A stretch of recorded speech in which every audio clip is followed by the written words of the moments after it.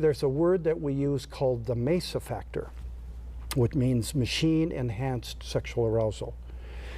Takes the brain and elevates it to a level that requires so much stimulation that being with just a woman doesn't do it.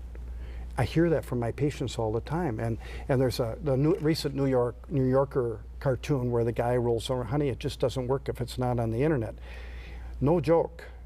That is where it gets for people, and the problem is you get kids who started when they're in the 5th grade. Like, there's a new book out that just a study of 100 universities involved in this study, and they asked, when did you start looking?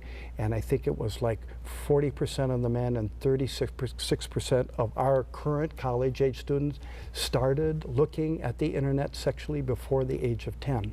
And parents haven't a clue. Joe, we have a tsunami coming. We have a tsunami coming, a change in sexual behavior. It's going to take us 100 years to see what it does to the species. Interesting. What we know is a culture is shaped by how men and women treat each other and how we raise our children. It's shaped by those things. You can forecast how violent a culture is going to be. All the terrorism that's currently on the planet is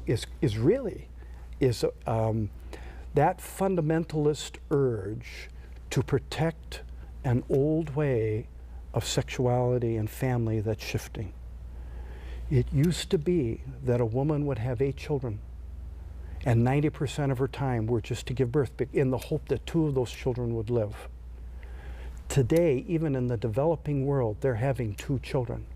And it costs so much to get that kid to the point in a knowledge economy and Drucker and the kinds of stuff that you guys talk about all the time. It's about, we're in an entrepreneurial world. You have to have knowledge, you have to have ability, or you can't compete. Well, to prepare a kid for that, it costs so much for a family to prepare that kid. So what that means is women now, only 10 to 15% of their time is into childbirth. That means women are free. You have to negotiate with them. They can't be owned.